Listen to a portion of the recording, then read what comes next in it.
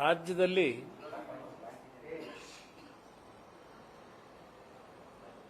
ಹಲವಾರು ಪರಸ್ಪರ ಕೆಸರೆಚಾಟ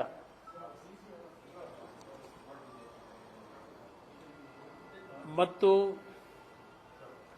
ಆಡಳಿತ ಪಕ್ಷ ಮತ್ತು ವಿರೋಧ ಪಕ್ಷಗಳ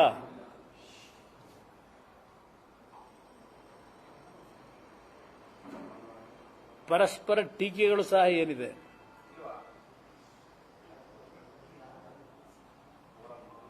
ಈಗ ಅಂತಿಮವಾಗಿ ಒಂದು ಹಂತಕ್ಕೆ ಬರ್ತಕ್ಕಂಥ ಒಂದು ವಾತಾವರಣ ಕ್ರಿಯೇಟ್ ಮಾಡ್ಕೊಂಡಿದ್ದಾರೆ ಸರ್ಕಾರ. ಇದು ನಾವು ಮಾಡಿರ್ತಕ್ಕಂಥದ್ದಲ್ಲ, ವಿರೋಧ ಪಕ್ಷಗಳು ಸರ್ಕಾರ ಮಾಡ್ಕೊಂಡಿರ್ತಕ್ಕಂಥ ಅವರ ಸ್ವಯಂಕೃತ ಅಪರಾಧಗಳು. ಈ ನಡುವೆ ನನ್ನ ಹೆಸರು ಈಗ ತುಣುಕಾಕಿದೆ. ಸರ್ಕಾರದ ವತಿಯಿಂದ ಕುಮಾರಸ್ವಾಮಿಯ ಬಗ್ಗೆ ರಾಜ್ಯದ ಗೌರವಾನ್ವಿತ ರಾಜ್ಯಪಾಲರಿಂದ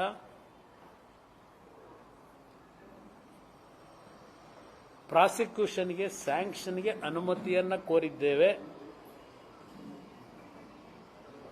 ಬಹುಶಃ ಪ್ರಾಸಿಕ್ಯೂಷನ್ಗೆ ಅನುಮತಿ ಕೋರಿರ್ತಕ್ಕಂಥದ್ದು 2023 ನವೆಂಬರ್ ತಿಂಗಳಲ್ಲಿ, ಅಂದ್ರೆ ಸುಮಾರು 9 ರಿಂದ 10 ತಿಂಗಳಾಗಿದೆ. ಬೆಳಗ್ಗೆನೂ ಯಾವುದೋ ಒಂದು ಚಾನೆಲ್ನಲ್ಲಿ ನೋಡ್ತಾ ಇದ್ದೆ,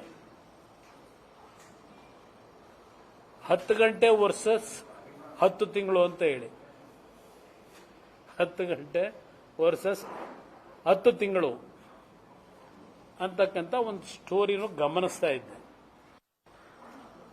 ಮತ್ತೆ ನಿನ್ನೆಯಿಂದ ಬೆಳಗ್ಗೆಯಿಂದ ಸಂಜೆವರೆಗೆ ಕುಮಾರಸ್ವಾಮಿಗೆ ಮತ್ತೆ ಏನೋ ಒಂದು ಗಣಿಯ ಸಂಕಷ್ಟ ಇವತ್ತು ಅವರ ಪಾಲಿಗೆ ಪ್ರಾರಂಭ ಆಗಿದೆ ಅಂತಕ್ಕಂಥ ಒಂದು ವರದಿಗಳು ಸುದೀರ್ಘವಾಗಿ ಎಲ್ಲ ಮಾಧ್ಯಮಗಳಲ್ಲೂ ಬಹಳ ದೊಡ್ಡ ಮಟ್ಟದ ಪ್ರಚಾರವೂ ದೊರಕಿದೆ. ಇಲ್ಲಿ ನಿಮ್ಗೆ ಗಮನಕ್ಕೆ ನಾನು ತರ್ತಕ್ಕಂಥದ್ದು, ನವೆಂಬರ್ ತಿಂಗಳಲ್ಲಿ ಗವರ್ನರ್ ಮುಂದೆ ನನ್ನ ಪ್ರಾಸಿಕ್ಯೂಷನ್ಗೆ ಸ್ಯಾಂಕ್ಷನ್ಗೆ ಈಗ ಹೋಗ್ಲಿಕ್ಕೆ ಕಾರಣ ಏನು? ಯಾವ ಕಾಂಗ್ರೆಸ್ ಸರ್ಕಾರ 2023 ಜೂನ್ ಜುಲೈನಲ್ಲಿ ಅಧಿಕಾರಕ್ಕೆ ಬಂದ ಮೊದಲನೇ ದಿನದಿಂದಲೇ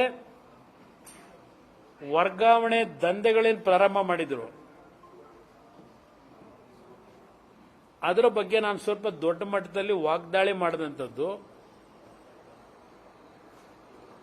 ಸರ್ಕಾರಕ್ಕೆ ಎಲ್ಲೋ ಒಂದ್ ಕಡೆ ಮುಜುಗರ ಪ್ರಾರಂಭ ಆಯಿತು. ಹಿಟ್ ಅಂಡ್ ರನ್ ಅಂದ್ರು, ಪಲಾಯನವಾದ ಮಾಡ್ತಾನೆ ಕುಮಾರಸ್ವಾಮಿ ಅಂದ್ರು, ಎಲ್ಲ ರೀತಿ ಮಾಡಿದ್ದು ನೋಡಿದ್ದೇನೆ. ಈ ಹಿನ್ನೆಲೆಯಲ್ಲಿ ನಾನು ಯಾವಾಗ ಸರ್ಕಾರದ ಮೇಲೆ ದೊಡ್ಡ ಮಟ್ಟದ ವಾಗ್ದಾಳಿಗಳನ್ನ ಈ ಸರ್ಕಾರ ನಡ್ಕೊಳ್ತಾ ಇರತಕ್ಕಂಥ ರೀತಿಗಳ ಬಗ್ಗೆ ಕಠಿಣವಾಗಿ ವಿರೋಧ ಪಕ್ಷದ ಸ್ಥಾನದಲ್ಲಿ ಕೆಲಸ ಪ್ರಾರಂಭ ಮಾಡಿದೆ. ಆ ಹಿನ್ನೆಲೆಯಲ್ಲಿ ನವೆಂಬರ್ ತಿಂಗಳಲ್ಲಿ ಪಾಪ ಕಳಿಸಿದ್ದಾರೆ ಗವರ್ನರ್ಗೆ ಒಂದು ಸ್ಯಾಂಕ್ಷನ್ಗೆ ಪರ್ಮಿಷನ್ ಕೊಡಿ ಅಂತ. ನಾನು ಮೊನ್ನೆ 3 ದಿವಸಗಳ ಹಿಂದೆನೂ ಸಹ ನಿಮ್ಗೆ ಹೇಳಿದ್ದೇನೆ. ಇದು ಯಾವ ರೀತಿ ಪ್ರಾರಂಭ ಆಯಿತು ಕರ್ನಾಟಕ ರಾಜ್ಯದಲ್ಲಿ? ನಾನು 2006 ಮುಖ್ಯಮಂತ್ರಿ ಆದ 2 ತಿಂಗಳಲ್ಲಿ ನನ್ನ ಮೇಲೆ ಬಂದಂತ ಒಂದು ಆಪಾದನೆ, ಗಣಿ ಮಾಲೀಕರಿಂದ ಸುಮಾರು 150 ಕೋಟಿ ಹಣವನ್ನು ಸಂಗ್ರಹ ಮಾಡಿದ್ದೇನೆ, ಗಣಿ ಇಲಾಖೆಯಲ್ಲಿ ದೊಡ್ಡ ಮಟ್ಟದ ಅಕ್ರಮ ನಡೀತಾ ಇದೆ ಅಂತ ಹೇಳಿ ನನಗೆ ಬೆಂಬಲ ಕೊಟ್ಟಂತ ಮತ್ತೊಂದು ಪಕ್ಷದ ಒಬ್ಬ ಶಾಸಕರು ಆಪಾದನೆ ಮಾಡಿದಂಥದ್ದು, ಆರೋಪ ಮಾಡಿದ್ರು. ಅಲ್ಲಿಂದ ಪ್ರಾರಂಭ ಆಯ್ತಿದ್ದು. ವಿರೋಧ ಪಕ್ಷವಾಗಿದ್ದ ಕಾಂಗ್ರೆಸ್ಸು ದೊಡ್ಡ ಮಟ್ಟದಲ್ಲಿ ಆ ಪ್ರಕರಣವನ್ನು ನನ್ನನ್ನು ಸಿಲುಕಿಸಬೇಕು ಅಂತ ಪಾಪ ಹೊರಟರು. ನಾನು ಅವತ್ತು ಸಹ ಹೇಳಿದ್ದೇನೆ, ವಿಧಾನಸಭೆ ಕಲಾಪದಲ್ಲಿ ಮೊನ್ನೆನೂ ಹೇಳಿದ್ದೇನೆ, ಇನ್ನೊಂದ್ಸಲ ರಿಪೀಟ್ ಮಾಡಿದ್ದೀನಿ. ನಾನು ನನಗಿರ್ತಕ್ಕಂಥ ಶಾಸಕರ ರಕ್ಷಣೆಯನ್ನು ಪಡೆದು ನನ್ನ ಮೇಲಿರ್ತಕ್ಕಂಥ ಅಪಾದನೆಯನ್ನ ನಾನು ಶಾಸಕರ ಸಂಖ್ಯೆಯಿಂದ ರಕ್ಷಣೆ ಪಡೆಯಲ್ಲ, ಏಕಾಂಗಿಯಾಗಿ ನಾನು ಹೋರಾಟ ನಡೆಸಲಿಕ್ಕೆ ತಯಾರಾಗಿದ್ದೇನೆ, ಚರ್ಚೆ ಮಾಡಿ ವಿಧಾನಸಭೆಯಲ್ಲಿ ಅಂತ ಹೇಳಿದೆ. ಚರ್ಚೆನೂ ನಡೀತು, ಅದೊಂದು ದೊಡ್ಡ ಇತಿಹಾಸ ಇದೆ. ಆಗೇನೇನಾಯ್ತು ಅಂತ ಹೇಳಿ ಅದೆಲ್ಲ ಸುದೀರ್ಘವಾಗಿ ಹೇಳಲಿಕ್ಕೆ ಹೋಗಲ್ಲ. ಈಗ ಅದಾದ ಮೇಲೆ ಅಂತಿಮವಾಗಿ ನ್ಯಾಯಾಂಗ ತನಿಖೆ ಅಂತಕ್ಕಂಥದ್ದು ಒಂದು ಬಾರಿ ತೀರ್ಮಾನಕ್ಕೆ ಬರಬೇಕು ಅಂತ ಹೋದವು. ನ್ಯಾಯಾಂಗ ತನಿಖೆಯಲ್ಲಿ ಯಾರೂ ಅರ್ಜಿ ಹಾಕಲಿಲ್ಲ.